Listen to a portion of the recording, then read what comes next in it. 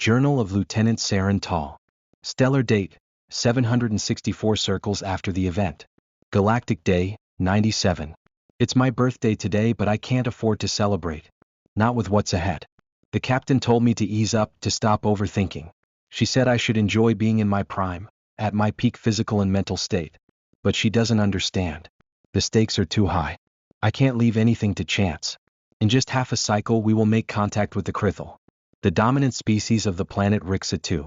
If all goes well, this will be one of the last planets with intelligent life in our galaxy that we encounter on our mission of unification, or conquest. Hopefully it's the former. But history has shown me that hope is not a strategy. The Krithal are unlike any species we've faced before. Their bodies, shaped by the intense gravity and unique atmospheric composition of Rixa 2, are twice the size of even our largest warriors.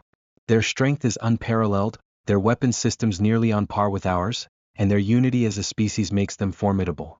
The analysts say their intelligence could rival or even surpass ours, a claim that sends chills through the ranks of even our most seasoned veterans. Our mission, as always, follows the Chancellor's decree: offer peace and prosperity in exchange for trade and allegiance. We give them knowledge, technology, and protection. All we ask for in return is access to their resources. On paper it's a fair trade. In practice it's rarely that simple. Many worlds have accepted our offer with open arms, grateful for what we bring. But others, like the Maltrans of Sector 13 or the Dalen Compact, saw us not as allies but as invaders. Those encounters ended in fire, their cities crumbling under the might of our orbital fleets. We never fire first. That's the Chancellor's golden rule. But we always fire last. Personal reflection. As I sit here in the hollow training chamber, I can't stop replaying the images of past battles. The screams. The debris floating in the vacuum of space. The look of betrayal on the faces of those who refused our offer of peace. Was it betrayal, though? Or were they merely defending themselves against a threat they couldn't understand? The Krithal will be different, I tell myself. We've studied them for decades. We know their culture, their values, their fears. But even with all this knowledge, I can't shake the feeling that something is off.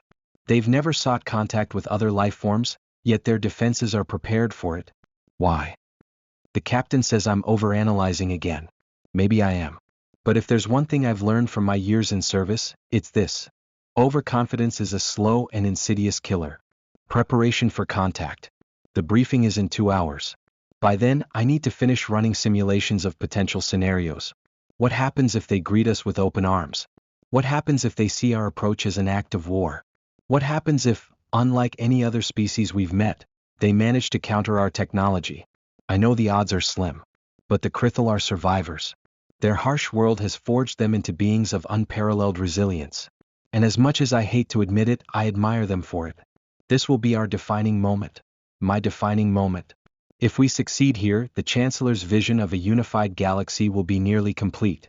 But if we fail, I don't want to think about that. Final thoughts. I've spent so much time training for this battle, preparing for every possibility.